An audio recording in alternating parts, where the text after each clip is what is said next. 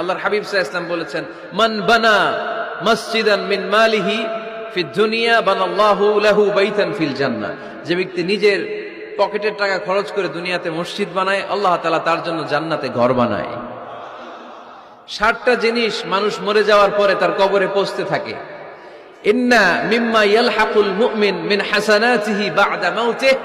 মানুষ মরে যাওয়ার পরেও যে 60টা জিনিস তার কবরে পৌঁছায়, তার মধ্যে একটা হচ্ছে মসজিদান বানাহু। সে যে মসজিদ বানিয়ে গিয়েছে, ওই মসজিদের সওয়াব। সুবহানাল্লাহ পড়েন।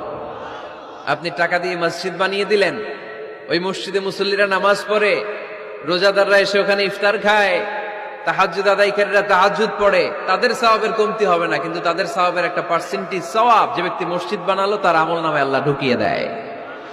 এজন্য বেশি বেশি মসজিদ বানাতে রাজি আছেন তো?